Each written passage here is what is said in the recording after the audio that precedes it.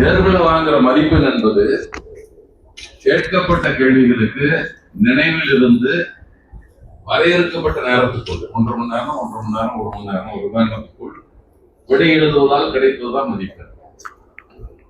ஒரு கேள்வி கேட்பான், அதுக்கு நீங்க புத்தகத்தை பார்த்து எழுத முடியாது, நினைவில் இருந்து எழுத வேண்டும். 2 நாள்லாம் எடுத்துக்க முடியாது, 1.5 மணி நேரத்தில் எழுதணும். அதற்கு போடுவது மதிப்பெண். அரசு வேலை அப்படியெல்லாம் இல்லை. உங்களோட ஒரு மனு வரும்னா அது மேல 1.5 மணி நேரத்துல பதில் எழுதணும். எந்த சட்ட புத்தகத்தையும் பார்க்கறது நினைவுல எழுதணும்லாம் ஒன்றும் கிடையாது. நீங்க சட்ட புத்தகங்களை திருப்பி பார்க்கலாம், பக்கத்தில் கேட்கலாம், உயரதிகாரியிடம் போய் சந்தேகங்களை நிவர்த்தி செய்து கொள்ளலாம், செய்து கொண்டு அதற்கான அடுத்த கட்டத்துக்கு நகர்த்தலாம். அவ்வளவுதான். அப்போ முதல்ல மார்க் என்பதை அரசு பணியோடு இணைத்து தான் முதல் பித்தலாட்டம் செஞ்சது. வாங்கின மதிப்பெண்ணுக்கும் அரசு பணிக்கு என்னடா தொடர்பு? பெரியார் வேடிக்கையாக கேட்டிருப்பார். எஸ்ஐயா போடுற ஒருத்தர் தேர்வுக்கு போறாரு, அவருக்கு தேர்வு நடத்துறாங்க, அவர் பார்க்குறாரு, உடனே இல்லை மதிப்பெண் இவர் இந்த வகுப்புல முதல் வகுப்புல சரியா திருடம் போடுனா உனக்கு ஓடுறதுக்கு முதல்ல உடம்புல வலுவுள்ளவனா இருக்கணும். திருடன் கத்தி காட்டினான்னா அவன் கையை முறுக்கி அவனை பிடிக்கிறதுக்கான உடல் வலுவும் இருக்கணும், துணிச்சலும் இருக்கணும். இவன் தான் ஆக முடியுமே தவிர பிஎஸ்சி கெமிஸ்ட்ரி ஃபர்ஸ்ட் கிளாஸ்னா திருடன் நிற்க மாட்டான், அவன் ஓடிக்கிட்டே தான் இருப்பான். உனக்கு உடம்புல சக்தி இருக்கணும். அவன் கத்தி கட்டினா ஓடிடுவான். நம்ம ஆட்களுக்கு தான் தைரியம் இருக்கும்.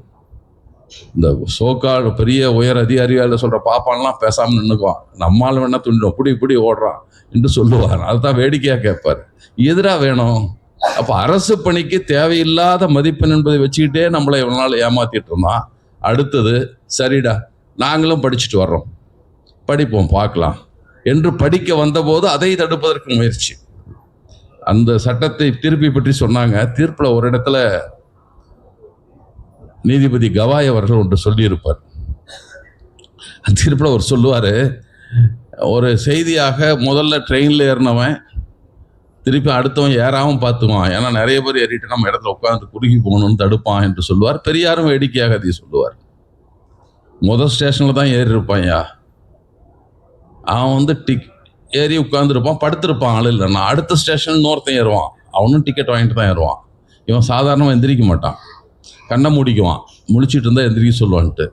அப்புறம் பார்த்துட்டு தட்டி எழுப்புனா அப்புறம் பாரு அங்கே பாரு இங்கே பாருன்னு சொல்லி அப்புறம் தான் எழுந்து உட்காருவான். இல்லை கீழே தூக்கி போட்டால் தான் இடம் கொடுப்பான் என்றெல்லாம் இருக்கிறது இப்போ பார்க்குறோம். அரை மணி நேரத்துக்கு முன்னால் ஸ்டேஷனில் ஏறினவன் நமக்கு இடம் கொடுக்கறதுக்கே இவ்வளோ தயங்குறானே, 2000 வருஷமாக படுத்துக்கிட்டு வந்திருக்கானே, அவன் நமக்கு சீக்கிரம் இடம் கொடுப்பானா என்று சொல்லுவான். ஒரு 2000 வருஷம் வேணா ஒரு 50 வருஷமாக குறைஞ்சிருக்கு, 30 வருஷமாக குறைஞ்சிருக்கு. படுத்துட்டு வந்தவங்க எந்திருக்க மாட்டேங்கிறாங்க. இதுதான் உள்ள ஒதுக்கீடு. அப்போ நாங்களும் வர்றோம்ப்பா, நாங்களும் டிக்கெட் வாங்கிட்டு தான் ஏறுறோம், நாங்களும் படிச்சுட்டு சர்டிஃபிகேட் வச்சுட்டு தான் வர்றோம். ஆனால் எங்களுக்கான இடம், நான் ஜனநாயகம் என்பதே எல்லா மக்களுக்கும் எல்லா இடத்துலையும் பங்கு இருக்கணும் என்பதுதான். மக்களை சரிப்படுத்துறதுக்கான சட்டம் இயற்றணும் அப்படின்னா அங்கே எல்லாம் இருக்கணும், எல்லா மக்களுடைய பிரதிநிதிகளும் இருக்க வேண்டும். சட்டத்தை நடைமுறைப்படுத்துகிற இடத்துல நடைமுறைப்படுத்துகிற எல்லாரும் இருக்கணும். அந்த சட்டம் சரியா நடைமுறைப்படுத்துதா தப்பு நடக்குதான்னு பரிசீலிக்கிற இடத்துல எல்லாம் இருக்கணும். அப்போ சட்டம் இயற்றுகிற சட்டமன்றங்களில், நாடாளுமன்றங்களில், நடைமுறைப்படுத்துகிற அதிகார வர்க்கத்தில், அதை பரிசீலிக்கிற நீதித்துறையில், எல்லா துறையிலையும் எல்லாரும் இருக்கணும். அதுதான் ஜனநாயகம். இல்லைன்னா எப்படி தீர்ப்பு சொல்லுவான்? நம்ம ஜிஆர் சாமிநாதன் மாதிரி சொல்லுவான். அப்படிதான் தீர்ப்பு சொல்லுவாங்க. இப்போ ஸ்ரீமதினு ஒரு பொம்பளை, அவ சொல்றா, அது நீதிபதினா என்ன வேணாலும் எழுதலான்னு இப்போ கிளம்பியிருக்காங்க கொஞ்சம் பேர். சனாதனத்துக்கு என்னென்னமோ விளக்கமெல்லாம் சொல்றாங்க. அது இருக்கட்டும், எல்லா இடங்களும் எல்லோரும் இருக்க வேண்டும் என்பதுதான். அதுதான் அதற்கு முத கேட்டது. நான் ஏற்கனவே இதில் கூட எழுதியிருக்கும், ஒரு பேட்டியில் கூட சொன்னதுதான். ஆங்கிலேயன்ட்டு நம்மால் கேட்டான், இங்கிலீஷ்காரன்ட்டு, ஏடா இங்கிலீஷ்காரனே எல்லாம் இருக்கீங்களே, எங்களுக்கு கொஞ்சம் வேலை கொடுங்கடா. அப்போது நமக்கெல்லாம் கொடுத்த வேலை கீழ்மட்ட வேலைகள் தான். இந்த குரூப் 1 சர்வீஸ் அளவுக்கு இருக்கு இல்லைங்க. இப்போது குரூப் 1 டிஎஸ்பியோ, சப் கலெக்டரோ, ஆர்டிஓவோ, இந்தியர்கள் இருந்ததுலேயே ஆங்கிலேயர்கள் தான் இருந்தாங்க. காங்கிரஸ் கட்சின்னு ஒன்று தோன்றி முதல் கூட்டத்தில் அவங்க போட்ட முதல் தீர்மானமே இதுதான். இந்தியர்களுக்கும் வேலை கொடுங்கிறது தான். அதை தான் முதல்ல போட்டாங்க. இந்தியர்களுக்கு கொடுத்ததெல்லாம் ஒரு குரூப் எடுத்துகிட்டே போச்சு, தெரியும். அவர் பார்ப்பனர்களே முற்றுமுழுதாக ஆக்கிரமித்தார். அப்புறம் கொஞ்ச நாள் போச்சு, இல்லையா பிரிச்சு குடியா, பார்ப்பனர் பார்ப்பனலாதார், இஸ்லாமியர்கள். அவங்க கேட்டாங்க, எல்லாம் இந்துக்களுக்கே கொடுக்குறான், எங்களுக்கு கொடுக்கல, அவனுக்கு கொடுத்தான். சீக்கியர்களுக்கு தனியாக கொடுத்தார்கள். அப்புறம் பார்ப்பனலாதாரம் கொடுத்த கொஞ்சம் பேரை எடுத்துக்கிட்டான் எல்லாம். அப்போ இல்லைல்லப்பா, அவன் நல்லா ஒரு 5-6 ஜாதி எடுத்துக்குதுன்னு எங்களுக்கு திருப்பியும் பிரித்து கொடுத்தார்கள். பிற்படுத்தப்பட்டவர்களும் கொடுத்தாங்க, அதுல கொஞ்சம் பேர் எடுத்துக்கிட்டான். இல்லை மிகவும் எங்களை தனியா பிரிச்சு கொடு என்று ஒவ்வொன்றாக கேட்கிறோம். அது எல்லா அமைப்பிலும் பட்டியல் ஜாதியிலும் அதே சிக்கல் தான். அதை கேட்டு இருக்கிறோம். அதற்கான தீர்ப்புகள் பெறப்பட்டு இருக்கின்றன. என்ன அவங்க சொல்லிட்டாங்கன்னா, ஒரே ஒரு பொய்யை சொல்லிட்டே இருந்தாங்க. நாமும் பார்க்கவே மாட்டோம். பொய்யவேனா திருப்பி நம்ம யோசிச்சு கூட பார்க்க மாட்டோம். பல ஆண்டு காலமாக இருக்கும். அந்த பொய்யை ஒரு கேள்வி கூட யாரும் கேட்டிருக்கவே மாட்டாங்க. அதை நம்பிக்கிட்டே இருப்பாங்க. அப்படிப்பட்ட பொய்களில் ஒன்றுதான் இந்த 341 ஒரு செக்ஷன் இருக்கு. அதுபடி இடஒதுக்கீடு தர்றது தப்பு என்று ஒன்று சொல்லிக்கிட்டே இருந்தான். அப்படியெல்லாம் ஒன்றும் இல்லை. அதில் யாரையெல்லாம் பட்டியலினத்தில் சேர்க்க வேண்டும் என்பதையோ அல்லது நீக்க வேண்டும் என்பதையோ நாடாளுமன்றம் சட்டம் இயற்றி பண்ணுமே தவிர மற்றவர்கள் செய்ய முடியாதுன்னு தான் இருக்கே தவிர அதை பிரித்து கொடுப்பதில் எந்த தடையும் இல்லை. அதைத்தான் கடைசி தீர்ப்பு நமக்கு சொல்லி இருக்கிறது. அது கொஞ்சம் பேருக்கு பிடிக்கல, தடுத்தாங்க. ஆனால் தீர்ப்பு வாங்கியிருக்கிறோம். ஏற்கனவே 2009 அதே தான் வந்தது. 2009 முன்னுரிமை இடஒதுக்கீடு நமக்கு கொடுக்கப்பட்ட போது அது தோழர் கூட சொன்னார், தோழர் பொன்னுசாமி அவர்கள் சொன்னார்கள். 2009-10 நமக்கு இதுபடி மருத்துவக் கல்லூரியில் 56 பேர் தான் சேர்ந்திருந்தாங்க. அது வந்த உடனே 10-11 87 பேர் சேர்ந்தார்கள். பொறியியல் கல்லூரியில் 1165 பேர் தான் சேர்ந்திருந்தாங்க. இடஒதுக்கீடு இந்த 3 விழுக்காடு முன்னுரிமை இடஒதுக்கீடு தருவதற்கு முன்னால் அப்புறம் 2 மடங்குக்கு மேலாக 3414 பேர் சேர்ந்தார் அருந்ததிய மாணவர்கள். அப்போ அவருக்கான வாய்ப்புனா இதெல்லாம் நீங்கள் நினச்சிக்கோங்க, ஃபெயில் ஆனவெல்லாம் கொண்டு போய் யாரையும் போடுறதில்லை. இவர்களுக்குள்ள ஒதுக்கீடு எவ்வளோ இருக்குன்னா, நீங்கள் திறந்த போட்டின்னு வைப்பான், ஓப்பன் எல்லாத்துக்குமான போட்டிங்களில் 200, 198, இப்போ 90ன்னு வச்சுங்களேன், 99 மார்க் வாங்கியிருப்பான். பிசிங்கிறவன் 98 வாங்கியிருப்பான். எம்பிசி 98 வாங்கியிருப்பான். கீழே எஸ்சி என்ற பட்டியலின மக்கள் ஒரு 95, 94 கூட வச்சுங்க, 90 கூட வச்சுக்கங்க. 90 மதிப்பெண் என்ன சின்ன மதிப்பெண்ணா? ஏன்னா 34 வாங்கி 33 வாங்கி ஃபெயில் ஆனவனா கேட்குறான், 90 மார்க் வாங்கினவன் கேட்குறான். நான் என்ன கொடுக்குதில்ல, நான் ஏற்கனவே சொன்னேன் மார்க்குக்கும் வேலைக்கும் சம்பந்தம் இல்லைன்னு. சம்பந்தம் என்று வைத்து கொண்டாலும் கூட அவர்களுக்கு அதெல்லாம் ஒரு பிரச்சனையும் இல்லையே. ஆனால் அதை சொல்லிக்கொண்டே இருந்தார்கள். இப்போ அதை பிரித்து கொடுக்கறதுக்கான வழக்கு நடந்தது. பல வழக்குகளில் அங்கே எண்ணிக்கையில் குறைவுன்னு இப்போ இங்கே பேசிட்டு இருக்காங்க. உங்கள் எண்ணிக்கை குறைவு, எங்கள் எண்ணிக்கை அதிகம் என்றெல்லாம் சொல்லுகிறார்கள். அது பற்றி நாம் கொஞ்சம் விவாதிக்க வேண்டியது இருக்கிறது என்பதுதான் கருத்து. இதில் நான் கூட முன்வைக்கிற கருத்தாக அதை வைக்க விரும்புகிறேன். ஏன்னா ஆதி திராவிடர் என்ற சொல் தான் இப்போது பட்டியலின மக்களுக்கான பெயராக இருக்கிறது. முதல்ல ஹரிஜன் வெல்ஃபேர்னா ஆதி திராவிடர் நலத்துறைன்னு மாற்றி இருக்கிறாங்க. ஆதி திராவிடர் என்பது பட்டியலின மக்களை ஒட்டுமொத்தமாகவும் குறிக்கிறது, ஒரு குறிப்பிட்ட ஜாதியும் ஆதி திராவிடர் குறிக்கிறது. இந்த சிக்கல் இருந்துகிட்டே இருக்கு. மக்கள் தொகை கணக்கெடுப்பின் போது அவன் பார்த்த உடனே சொல்லுவாங்களாம், எஸ்சிங்கன்னா அவன் ஆதி திராவிடன்னு எழுதிட்டு போயிடுவான். அருந்ததியரா அதான்லாம் எழுத மாட்டான், அவன் எழுதிட்டு போயிடுவான். இந்த சிக்கல் இருக்கிறது. அப்போ அந்த சிக்கலை தீர்ப்பதற்கு ஏதேனும் வழி செய்தாக வேண்டும். அப்போ நான் முன்வைக்கிறது என்னன்னா, ஜாதி பட்டியல் இருக்கிறது. அதில் முதல்ல ஆதி ஆந்திராஸ் பட்டியலினத்தினுடைய அந்த பட்டியலில் முதல்ல ஆதி ஆந்திராஸ், அடுத்து ஆதி திராவிடாசன் இருக்கும். ஆதி திராவிடரை எடுத்து விடுங்கள். அதற்கப்புறம் பறையர், சாம்பான், என்னமோ பேரில் வள்ளுவர் எல்லாம் இருக்குது. அதில் ஏதோ ஒன்று குறிச்சிட்டு போகிறாங்க. ஆதி திராவிடர் என்ற சொல் ஒட்டுமொத்த பட்டியலின மக்களுக்கு இருக்கிற போது ஒரு குறிப்பிட்ட ஜாதிக்கும் அது சொல்லாக இருக்கக்கூடாது, குழப்பத்தை விளைவிக்கிறது. அது எடுத்தாவே அடுத்த மக்கள் தொகை கணக்கெடுப்பில் உண்மையான மக்கள் தொகை என்னன்னு தெரிஞ்சு போயிடும். இப்போ இல்லைன்னா நீ 90,000 ஒரு கிறிஸ்தாஸ் காந்தி போட்டார் என்று சொல்லி ஒன்றை சொல்லிக்கொண்டே இருக்கிறார்கள். நாங்கள் 90 லட்சம், நீங்கள் 20 லட்சம் தான் என்றெல்லாம் எழுதியிருக்கிறார்கள். அந்த கணக்கெடுப்பிலே சிக்கல் என்று தான் நாங்கள் பேசி கொண்டிருக்கோம். இப்போ அந்த கணக்கெடுப்பு சரி வர வேண்டும். அதை பற்றி நாம் விரிவாக எல்லோரும் சேர்ந்து ஆலோசிக்க வேண்டிய செய்தி. அப்போ இந்த தீர்ப்பில் வருகிற போது நான் இந்த சிக்கல்ல ஒரு சிக்கல் கூட சொல்லலாம். இதே மாதிரி பிற்படுத்தப்பட்டவர்களுக்கு ஒரு பட்டியலை எடுத்தார்கள். அந்த டெல்லி உச்சநீதிமன்றத்தின் நீதிபதியாக இருந்த ஓய்வு பெற்றவங்க, அவங்க ஜஸ்டிஸ் ஜி ரோஹிணி என்பவரை தலைமையில் ஒரு குழுவை அமைத்தது ஒன்றிய அரசு. இவங்களை பற்றி ஒரு கணக்கு எடுப்புங்க, என்னென்னலாம் இருக்காங்க, எப்படியெல்லாம் அவர்களை ஒரு சயின்டிஃபிக் அப்ரோச் ஃபார் சப்காட்டகரைசேஷன் எழுத சொன்னாங்க. இதே மாதிரி பிரிப்பதற்கு அது பாடுங்கன்னு சொன்ன உடனே அவங்க கணக்கெடுத்தாங்க. 2633 ஜாதிகள் பிற்படுத்தப்பட்ட ஜாதிகள். அதில் பாதிக்கு மேலாக இருக்கு 2600 1674 ஜாதிகளுக்கு 2% தான் அனுபவிச்சுட்டு இருக்கான். அடுத்த கணக்கு 534 எண்ணிக்கை உள்ள ஜாதி 6 இடங்களை அனுபவித்துக் கொண்டிருக்கிறார்கள். 328 ஜாதிகள் 9 இடங்களை, ஒரு 97 ஜாதி மட்டும் 10 இடங்களை அனுபவித்துக் கொண்டிருக்கிறது என்று சொன்னதோடு அந்த லிஸ்ட் நிறுத்திடல. 983 உட்சாதிகள் இதுவரை வேலைக்கே வரவில்லைன்னு அறிக்கை கொடுத்திருக்காங்க. ஒருத்தவங்க கூட வேலைக்கு வரல. பிற்படுத்தப்பட்டோர் என்று சொல்லப்பட்டவர்களில் 983, இந்திய அளவில் நான் சொல்றேன், 983 ஜாதிகள் இன்னும் அந்த அரசு பணிகளுக்கே போகல. 0% தான். அவங்க ஒரு நீதிபதி இந்தியா முழுவதும் எடுத்த கணக்கில் ஒரு 6 ஆண்டுகள் 17 நியமிச்சு 23 தான் அறிக்கை கொடுத்தாங்க. 6 ஆண்டுகள் இதெல்லாம் கணக்கெடுத்தாங்க பூரா. இப்படிப்பட்ட நிலை எத்தனை ஜாதிகளுக்கு இருக்காது என்று தெரியாது. ஆனால் அது அருந்ததிக்கு இருக்கிறது என்பது எல்லோருக்கும் தெரியும், கணக்கெடுக்காமலே தெரியும். ஆனால் கணக்கெடுத்து சொல்லுகிற போதுதான் இந்த எண்ணிக்கையில் இந்த சிக்கல் ஒன்று இன்னொன்று குறுக்க நிற்குது என்பது என்னுடைய கருத்து. அதை பற்றி நாம் பேச வேண்டிய தேவை இருக்கிறது என்பதுதான். அப்போதுதான் நாம் அரசியல் சட்டத்தில் எழுதினப்போ பிற்படுத்தப்பட்டவர்கள் கொடுக்கிறது அவங்களுக்கு முன்னேறுவதற்காக கொடுக்கலாம் என்றுதான் எழுதியிருக்கிறது. ஆனால் பட்டியல மக்களை பொறுத்தவரை அவருடைய மக்கள் தொகைக்கு ஏற்ப அளிக்க வேண்டும் என்ற சொல் அதில் இருக்கிறது.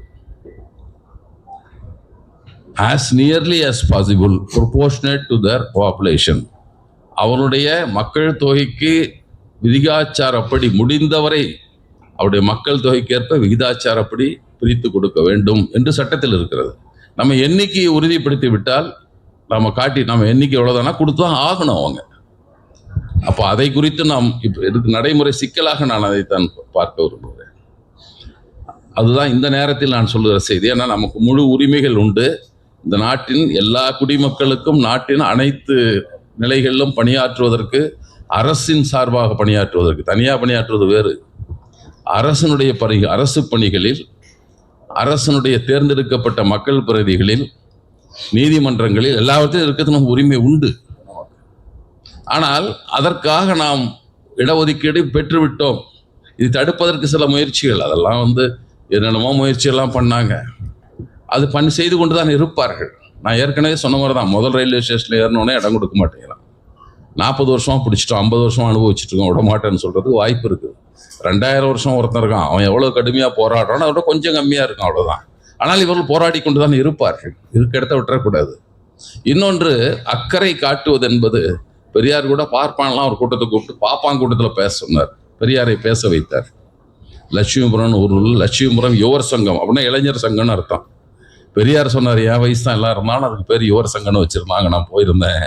அது எப்போ ஆரம்பிச்சிருக்கான், 50 வருஷம் கழிச்சு இவரை கூப்பிட்டுருப்பாங்க போட்டு எல்லாம் கிளவனு தான் உட்காந்துருந்தானுங்க. அவங்ககிட்ட போய் பேசுறாரு பெரியார். உங்களுக்கு பாப்பா மேலே எனக்கு என்னங்க கோபம்? எனக்கு பல நண்பர்கள் இருக்காங்க. எனக்கு என்ன கோபம்னா, உங்க விகிதாச்சாரத்துக்கு மேலே நீங்க எல்லாத்தையும் அனுபவிக்கிறீங்களேங்கிறது தான். நாங்களும் தான் இந்த நாட்டு மக்கள், எங்களுக்கு ஏன் இல்லை என்பது தான் எங்களுக்கு கோபம். இன்னொரு வகையில் பார்த்தா, நான் ஒரு தாயை போல யோசிக்கிறேன். குடும்பத்தில் நல்லா எங்கள் பசங்க தான், எங்கள் பிள்ளைங்க தான். ஒருத்தனுக்கு நோய்வாய்ப்பட்டிருக்கிறேன், அவனுக்கு டானிக் வாங்கி தர்றேன், அவனுக்கு தனியாக ஈரல் எடுத்து சமைச்சு கொடுக்குறேன்னா, ஏன் அவனுக்கு மட்டும் கொடுக்குற, தனியாக என்ன கொடுக்குறேன்னு கேட்க முடியாது. நோயாளி குழந்தையை மற்ற குழந்தைகளுக்கு இணையாக வளர்க்க வேண்டியது தாயினுடைய கடமை. ஒரு தாயை போல நான் நினைக்கிறேன். நான் பழங்குறைந்த போனவர்களுக்கு வாய்ப்பில்லாமல் இருப்போல கொண்டு வரணும்னு நினைக்கிறேன். அதற்கு தடையாக இருக்கிறீர்கள், தெரிந்தோ தெரியாமலோ தடையாக இருக்கின்ற கோபம் தான் உங்க மேல. எனக்கு என்ன உங்க மேல கோபம்? மனிதராக உங்கள் மீது எனக்கு எந்த கோபமும் கிடையாது. அதை ஏன்னா விடமாட்டான் யாரும். எந்த முயற்சியும் இல்லாமல் தனக்கு ஒரு நன்மை வருகிறது, தனக்கு ஒரு வாய்ப்பு வருகிறது, தனக்கு ஒரு இடத்தில் உட்கார வைக்கிறார்கள் என்றால் அதை இழப்பதற்கு யாரும் வரவே மாட்டான், முன் வர மாட்டான், தானா இழக்க மாட்டான். பிடிச்சி தான் இழுக்கணும். இந்த மயிலே மேலே இறகு போடுதான், இழுத்தா தான் இறகு வரும். மயிலே மேலே இறகு போடலாம் போடாது. அந்த முறையில் ஒன்று தான் இடஒதுக்கீடு முறையும் கூட. எனவே அந்த இடத்தில் நாம் இப்போது ஒட்டுமொத்தமாக இருந்து ஒன்றிணைந்து இருந்து, ஏன்னா ஃபெடரேஷனாக வைத்து ஒருங்கிணைப்பது என்பதே முதல் அடி, வெற்றியை நோக்கிய முதல் அடியாக நீங்கள் எடுத்துக்கொள்ள வேண்டாம்தான். அப்படி இருந்தாலும் எல்லாரையும் இணைத்து அவர்களெல்லாம் சேர்த்து ஒருமித்த குரலாய், ஏன்னா எண்ணிக்கை குறைவு, யாரெல்லாம் எவன் ஆட்சி பெரிய குரல் எடுக்கிறானோ அவனை தான் அரசாங்கம் கவனிக்குது. குரலற்ற மக்கள்னு இருக்காங்க கொஞ்சம் பேர். இதில் சொன்னது கூட நான் ஏற்கனவே கூட நிகழ்ச்சியை சொல்லியிருந்தேன். குதிரை வண்ணார்னு ஒரு இருக்கு, அவங்களுக்கெல்லாம் எவ்வளோ சிரமப்படுறாங்கன்ட்டு. அது எங்கள் சேலத்தில் நாங்களே நடைமுறையில் பார்த்துருவோம். அவங்கள தனியாக உட்கார வச்சிருக்கிறாங்க. நான் சொல்கிறது 20 ஆண்டுகளுக்கு முன்னால் அந்த நிகழ்ச்சி. இப்படியெல்லாம் இருக்கிறாங்க பல பேர், நமக்கு தெரியாமல். ஆனால் தெரிந்த பின்னால் அவர்களை எப்படி அவர்களுக்குமான வாய்ப்பு உருவாக்கி தருவதில் நாமும் சேர்ந்து முயற்சிக்கும் என்பதைப் போல ஒரு பெரிய ஒரு சமுதாயம், எண்ணிக்கையில் பேரளவில் இருக்கிற சமுதாயம்தான். ஆனால் சில வாய்ப்புகள் சிலருக்கு கிடைத்து விடுகிறது. இப்போ வடக்கே இருந்தவர்களுக்கெல்லாம் ஒரு வாய்ப்பு கிடைத்தது. ஆங்கிலேயன் கடலூருக்கு தான் வந்து இறங்கினான், சென்னைக்கு தான் வந்தான்.